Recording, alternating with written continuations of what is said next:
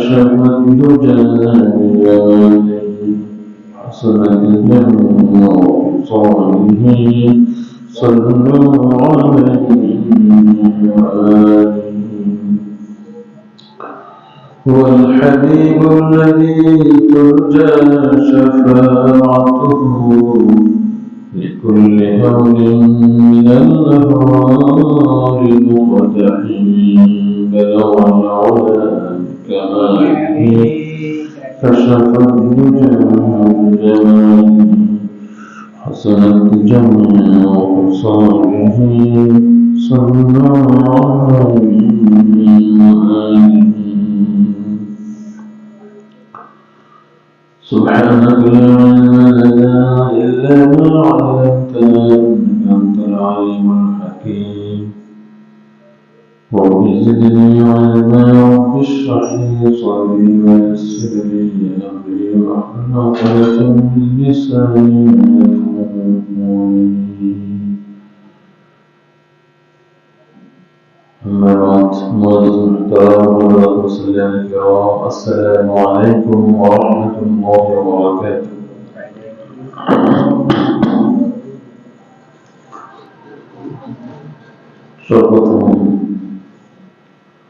সকল শুকরিয়া সেই মহান রব্বুল আলামিনের প্রতি।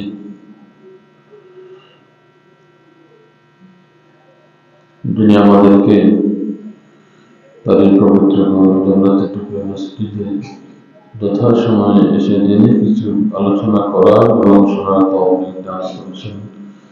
এদিন আমরা সমস্বরে কালিমাতুশ শুকর আদায় করছি, আলহামদুলিল্লাহ।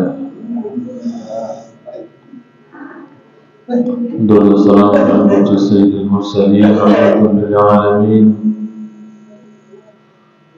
মুহাম্মদুর রাসূলুল্লাহ সাল্লাল্লাহু আলাইহি ওয়াসাল্লামের প্রতি, যিনি পবিত্র কোরআন কারীমের মাধ্যমে মদিনাতে একটি ইসলামী রাষ্ট্র প্রতিষ্ঠা করে আমাদেরকে ইসলামী রাষ্ট্রের একটি মডেল উপহার দিয়েছেন এবং আল্লাহর জমিনের দ্বীন প্রতিষ্ঠার জন্য সৃষ্টির শুরু থেকে পর্যন্ত যারাই জীবন দিয়ে গেছেন তাদের প্রত্যেকে শাহাদাতের সর্বোচ্চ মর্যাদা কামনা করছেন। মুআজ্জাজ হাজিরিন, আল্লাহ রাব্বুল আলামিন আমাদেরকে অনেক দয়া করে, অনেক মায়া করে এই পৃথিবীতে পাঠিয়েছেন মানুষ হিসেবে। আল্লাহ বলছেন, কুল্লু নাফসিন যায়কাতুল মাউত, প্রত্যেক আত্মাই মরণশীল। এই আত্মা হচ্ছে রূহ। এই রূহটা যদি আল্লাহ রাব্বুল আলামিন মানুষের শরীরে না দেয়, আমাদের এই রূহটা যদি অন্য কোনো হাইওয়ান জানোয়ারের শরীরে দিতেন, তাহলে কিন্তু আমরা মানুষ না হয়ে হাইওয়ান জানোয়ারের হয়ে এই পৃথিবীতে থাকতে হতো। আল্লাহ রাব্বুল আলামিন তিনি আমাদেরকে মানুষ হিসাবে, আশরাফুল মাখলুকাত হিসাবে, শেষ নবীর উম্মত হিসেবে আমাদেরকে সৃষ্টি করেছেন। এই মানুষ সৃষ্টির মাঝে অনেকগুলি ধাপ তিনি অতিক্রম করার মাধ্যমে অনেক ধাপ এরপরে মানুষকে পরিপূর্ণ মানুষ হিসেবে এই পৃথিবীতে তিনি পাঠিয়েছেন। কিন্তু তিনি ইচ্ছে করলে সকল ধাপ বাদ দিয়ে সরাসরি কিন্তু তিনি আমাদের পাঠাতে পারতেন। আল্লাহ রাব্বুল আলামিন তারই কুদরত, তারই মহিমা, তারই ক্ষমতা, তিনি আমাদেরকে বর্ণনা করেছেন পবিত্র কোরআনুল কারীমে। তিনি ইরশাদ করছেন, ولقد خلقنا الإنسان من سلالة من طين আমি মানুষকে সৃষ্টি করেছি মাটির নির্যাস থেকে ثم جعلناه نطفة في قرار مكين মাটির নির্যাস থেকে এই মানুষ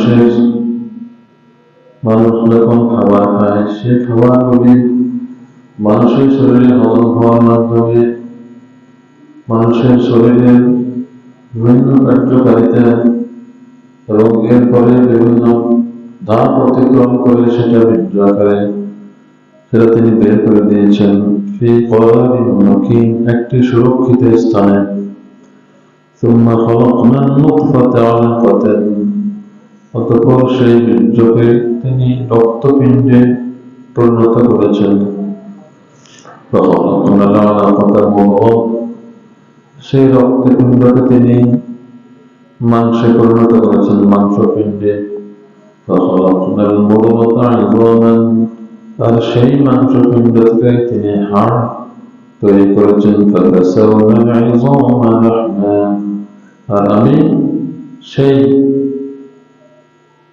فكسونا العظام لحما সেই হাড়ে আমি ঢেকে দিয়েছি গোশতের মাধ্যমে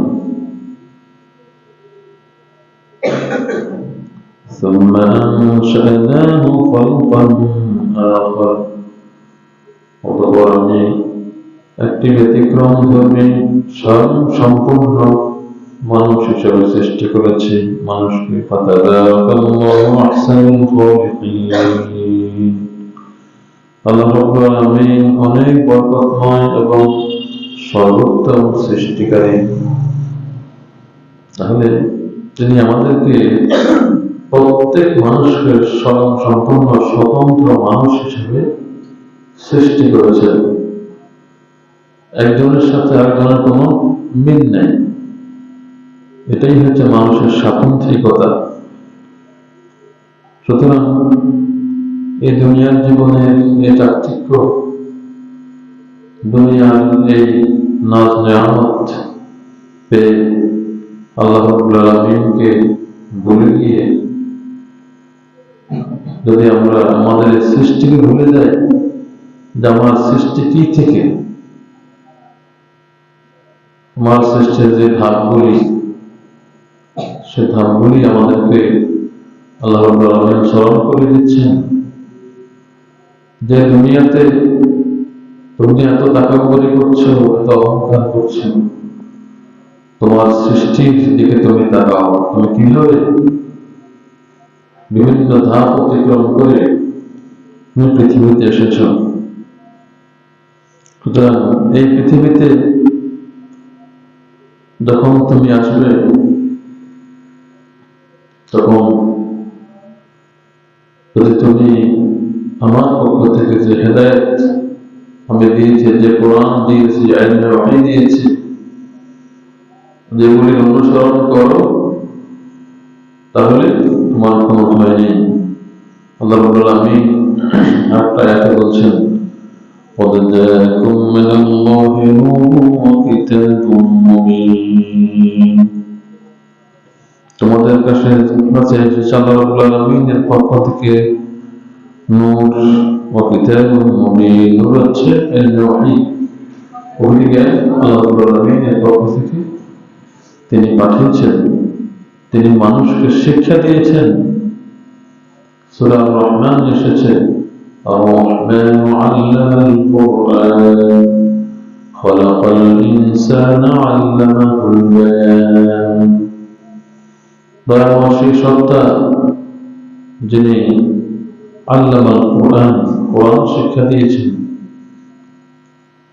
খলাকাল ইনসান, তিনি মানুষ সৃষ্টি করেছেন। আল্লামাহুল বায়ান, তাকে ভাষা শিক্ষা দিয়েছেন। ইলমে ওহী তিনি পাঠিয়েছেন মুহাম্মদ রাসূলুল্লাহ সাল্লাল্লাহু আলাইহি ওয়াসাল্লামের মাধ্যমে। যদি সেই ইলমে ওহীকে আমরা ভুলে যাই তাহলে আমরা আমাদের দুনিয়ার এই জীবনে আমরা চলতে পারবো না, আমরা গোমরা হয়ে যাব, আমরা পথভ্রষ্ট হয়ে যাব যদি আমরা এই অনেকে ফলো না করি, অনুসরণ না করি। আমাদের সৃষ্টি আল্লাহ রাব্বুল আলামিন এই যে বিভিন্ন স্তর থেকে সৃষ্টি করেছেন, এই সৃষ্টি সম্পর্কে যদি আমাদের জ্ঞান না থাকে, তাহলে এক সময় গোমরা হতে হতে দেখা যাচ্ছে মানুষের মুখ দিয়ে বের হচ্ছে যে মানুষ আসলে মতো বানর ছিল, তার কাছে নবী নাই, কোরআনের জ্ঞান নাই। আল্লাহ রাব্বুল আলামিন 1450 বছর পূর্বে জানিয়ে দিয়েছেন যে মানুষের সৃষ্টি কি থেকে, মানুষের সৃষ্টির যে ধাপগুলি এগুলো তিনি বর্ণনা করেছেন। অথচ আজকের এই সময়ে সেই নবীর জ্ঞান তার মাঝে না থাকার কারণে সে মানুষই বলছে যে মানুষ হচ্ছে বানরের তৈরি। নাউযুবিল্লাহ মিন যালিক। আল্লাহ রাব্বুল আলামিন তার রাসূলকে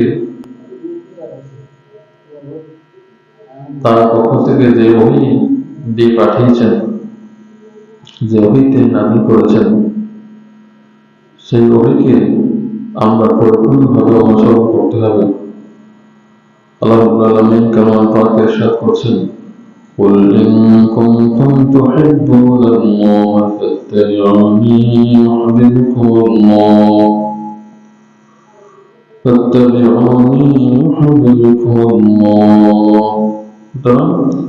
হে রাসূল, আপনি বলে দেন যদি তোমরা আল্লাহর ভালোবাসা পেতে চাও তাহলে ফাত্তাবিউনি, তোমরা আমার অনুসরণ করো। ইউহিব্বুকুমুল্লাহ, আমার অনুসরণ করলে আল্লাহ তোমাদেরকে ভালোবাসবেন এবং তোমাদের পাপরাশি ক্ষমা করে দিবেন। আল্লাহ হচ্ছেন ক্ষমাশীল এবং দয়ালু। এখানে ইত্তেবা, অনুসরণ, এটা তাবুন শব্দ থেকে এসেছে, মাদ্দা মূলক্ষর। তাবুন হচ্ছে ছোট গরুর বাছুর। গরুর বাছুর যেমনি হবে, গরুকে ছাড়া কোনো দিকে যায় না, গরু যেদিকে যায় সেও গরুর সাথে সাথে বাচ্চাটা সেদিকে যায়। এটা হচ্ছে তাবুন শব্দের ধাতুগত অর্থ, মাদ্দাগত অর্থ। সুতরাং এখানে ইত্তেবাটা হতে হবে ছায়ার মতো। রাসূল সাল্লাল্লাহু আলাইহি ওয়াসাল্লামকে সাহাবায়ে আজমাইন যেভাবে ছায়ার মতো অনুসরণ করেছেন, আমরাও ঠিক সেভাবে ছায়ার মতোই রাসূলকে অনুসরণ করতে হবে। যদি আমরা রাসূলকে অনুসরণ করি তাহলে আল্লাহকে অনুসরণ করা, আল্লাহর কথাগুলো অনুসরণ করা হয়ে যাবে। ধন্যবাদ। অন্য আয়াতে আসছে, মাইয়াতির রাসূল ফাকাদ আতাআল্লাহ, ব্যক্তি আল্লাহর রাসূলের ইতাআত করে, আনুগত্য করে, ফাকাদ আতাআল্লাহ, সে আল্লাহর আনুগত্য করলো। আল্লাহ রাব্বুল আলামিনের আদেশগুলি পালন করলো, নিষেধ থেকে বিরত থাকলো। আল্লাহ রাব্বুল আলামিন আমাদের রব, সুতরাং তিনি আমাদের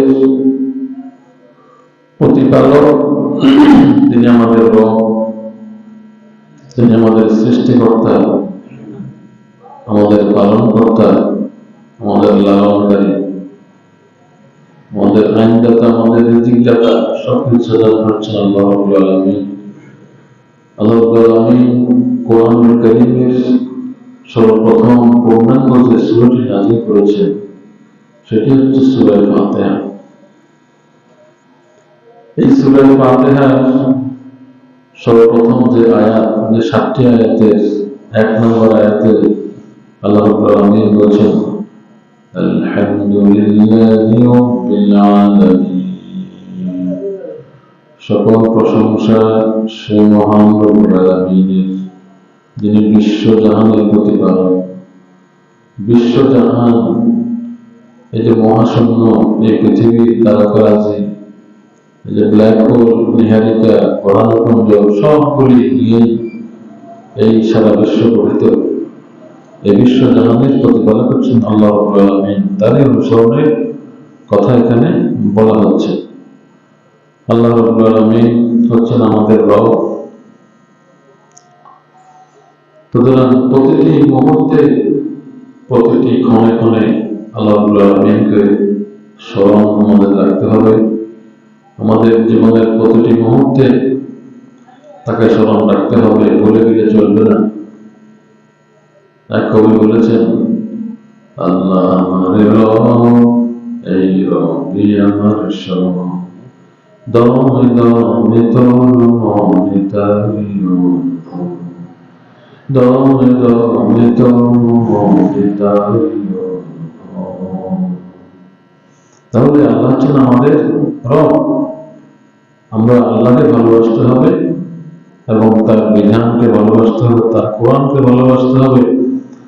তার কোরআন প্রতিষ্ঠার জন্য, কোরআনের আইন প্রতিষ্ঠার জন্য আমাদের জীবনের শেষ রক্তবিন্দু দিয়ে হলেও আমাদেরকে চেষ্টা করে যেতে হবে। সম্মানিত হাজিরিন, বর্তমানে বিভিন্ন ফিরকা বের হচ্ছে। আমাদের অতীতেও এভাবে ছিল ফিরকা, মুতাজিলা ফিরকা, নাজিয়া ফিরকা এবং অনেক ফিরকা ছিল। তাকদীর সম্পর্কে তারা বিভিন্ন ধরনের তাদের মন গড়া বিভিন্ন কথাবার্তা তারা উঠায়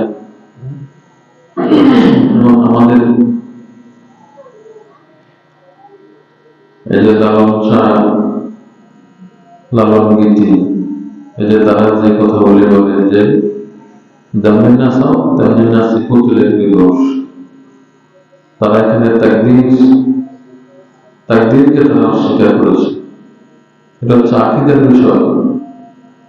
এই বিষয়গুলি আমাদেরকে সতর্ক থাকতে হবে। আল্লাহ রাব্বুল আলামিন মানুষের তাকদীর সৃষ্টি করেছেন।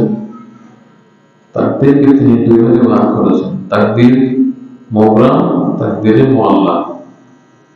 কিছু তাকদীর রয়েছে যেটা নির্ধারিত, যেটা পরিবর্তনের কোনো সুযোগ নেই। আর কিছু তাকদীর রয়েছে যেটা মুআল্লাক, যেটা মানুষের নেক আমলের মাধ্যমে,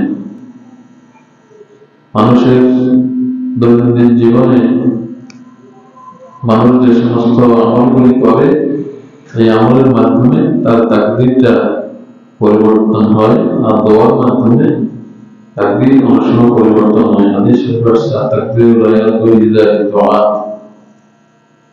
তাকদীর দোয়া ছাড়া কোনো কিছু দ্বারা পরিবর্তন হয় না। তাহলে এখন তাকদীর এর ভালো মন্দ এগুলি আল্লাহ রাব্বুল আলামিনের পক্ষ থেকে নির্ধারিত যদি হয়, তাহলে আমরা যে আমল করি, এই আমলগুলি আল্লাহ রাব্বুল আলামিন তার গায়েবের তিনি মালিক। গায়েবের মালিক আল্লাহ ছাড়া অন্য কারো কাছে নেই। গায়েবের জ্ঞান একমাত্র আল্লাহর কাছেই রয়েছে। আল্লাহ কোনো বান্দাকে দেখলে তিনি বুঝতে পারেন যে বান্দাটা ভবিষ্যতে কি করবে। সে কি নেকি বান্দা হবে না বদী হবে, নেককার হবে না বদকার হবে। এভাবে আল্লাহ রাব্বুল আলামিন তাকদীর নির্ধারণ করেছেন। কিন্তু এই যে তারা যেভাবে বলে পুতুলের কি দোষ, মানুষ পুতুলের মতো, নাউযুবিল্লাহ মিন যালিক, এটা তো শিরক। এ ধরনের কথা বলা যাবে না। এটা হচ্ছে কাফেরদের উক্তি। কাফেররা বলেছিল, লাউ শাআল্লাহু মা আবাদনা মিন দুনিহি মিন শাইইন নাহনু ওয়ালা আবাউনা ওয়ালা হারামনা মিন দুনিহি মিন শাইইন। যদি আল্লাহ রাব্বুল আলামিন চাইতেন, মা আবাদনা মিন দুনিহি মিন শাইইন, যদি আল্লাহ চাইতেন আমরা এ ধরনের কাফের হইতাম না। কাফেররা বলল, যদি আল্লাহ চাইতেন তাহলে আমরা কাফের হইতাম না, আমরা মুসলিম হইতাম। এখন আমরা যে কাফের হয়েছি, আল্লাহ চাইছেন নিজাম হয়েছি, নাউযুবিল্লাহ মিন যালিক। এটা হচ্ছে শিরক।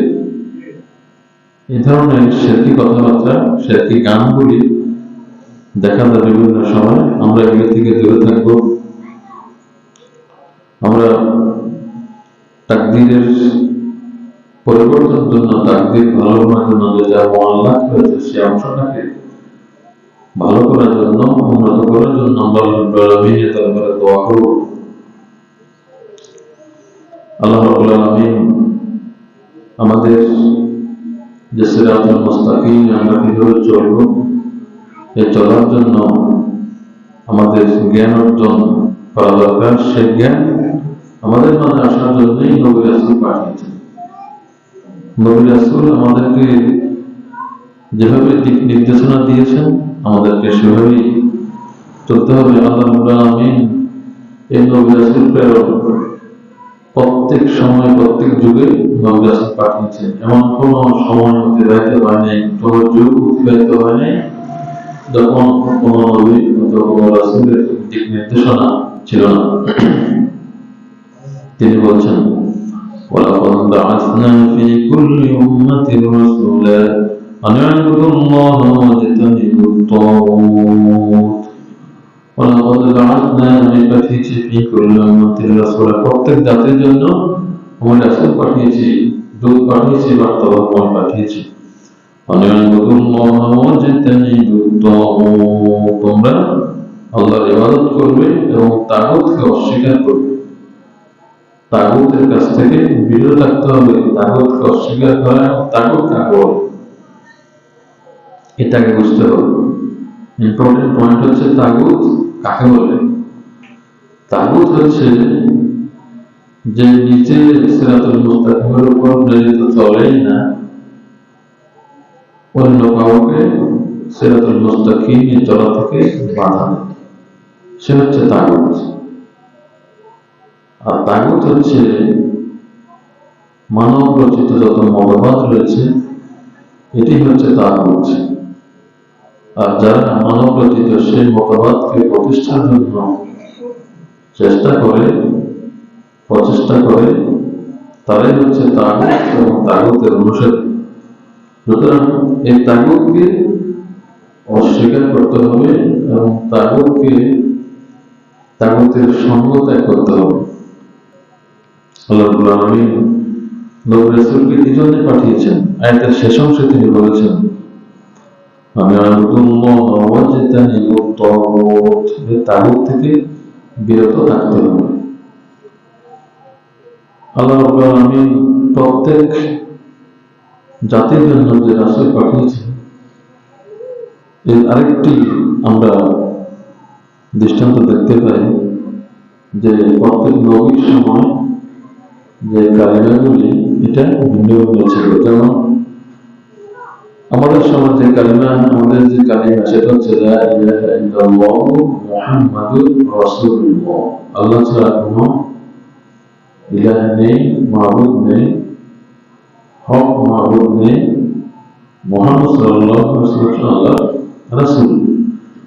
আর আদম আলাইহিস সালামের সময় যে কালিমা ছিল সেটা ছিল লা ইলাহা ইল্লাল্লাহ আদামু সফিউল্লাহ,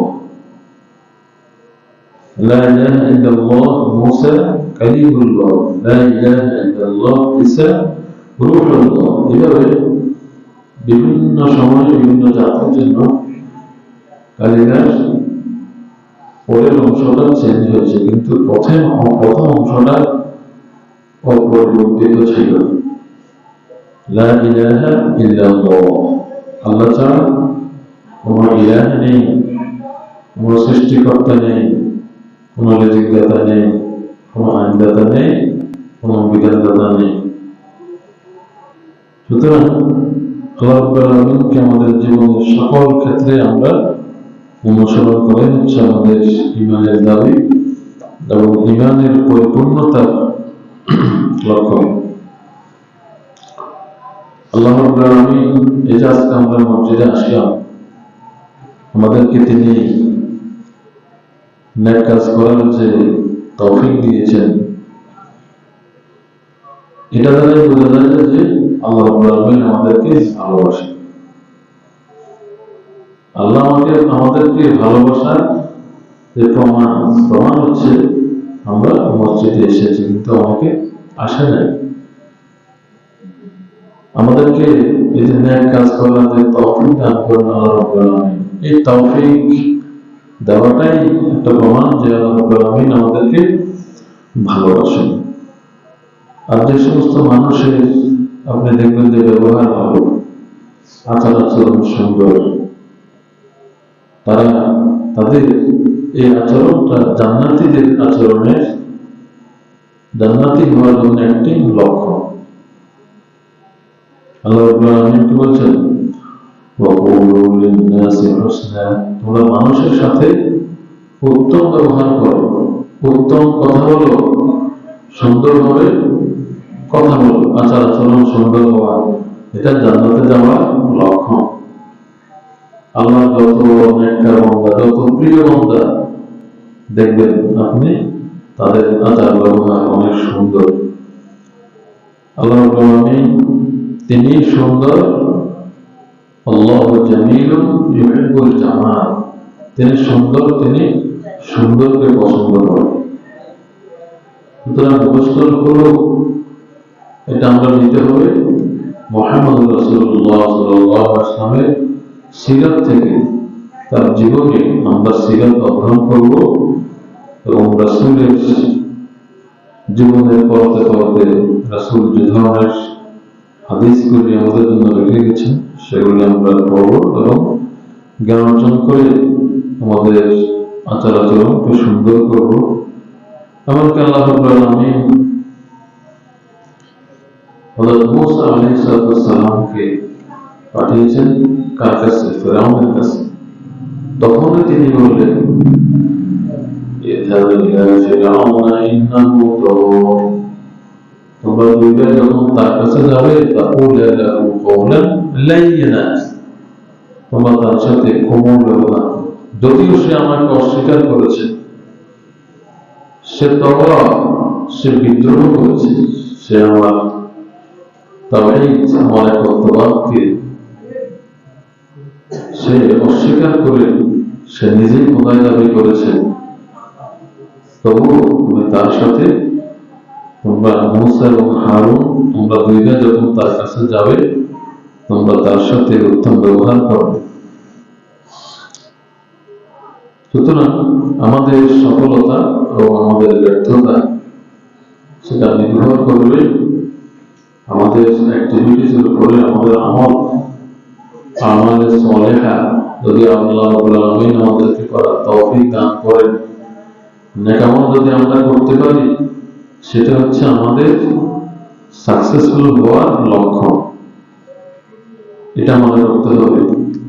যতই শীত পড়ুক, শীত যতই কনকনে হোক, ফজরের নামাজের সময় কম্বল ফেলে দিয়ে, ল্যাপ ফেলে দিয়ে ওযু করে মসজিদে চলে আসতে হবে, যদি আমরা আল্লাহর ভালোবাসা পেতে চাই। মসজিদে আসাটা আল্লাহ রাব্বুল আলামিনের ভালোবাসার লক্ষণ। আল্লাহ রাব্বুল আলামিন সফলতার যে মানদণ্ড তিনি উল্লেখ করেছেন, فمن زحزح عن النار وأدخل الجنة فقد فاز وما الحياة الدنيا إلا متاع الغرور। فمن زحزح عن النار, যে ব্যক্তি জাহান্নাম থেকে অনেক দূরে চলে গেল, ওয়াদখিলাল জান্নাহ, জান্নাতে প্রবেশ করলো, ফাকাদ ফাজ, সে সফল কাম হলো। ওয়ামাল হায়াতুদ দুনিয়া ইল্লা মাতাউল গুরুর, দুনিয়ার জীবনটা একটি ধোঁকা, একটি প্রতারণা ছাড়া কিছুই নয়। সুতরাং জান্নাতি হওয়া এটা হচ্ছে সফলতার লক্ষণ, এটা হচ্ছে পরম সফলতা। আর নেক আমল করা, নেক আমলের তৌফিক পাওয়া, এটা হচ্ছে সফলতার লক্ষণ। এটা আমাদেরকে বুঝতে হবে। আল্লাহ রাব্বুল আলামিন রাসূলুল্লাহ সাল্লাল্লাহু আলাইহি ওয়াসাল্লামকে সফলতা তখনই দিয়েছেন,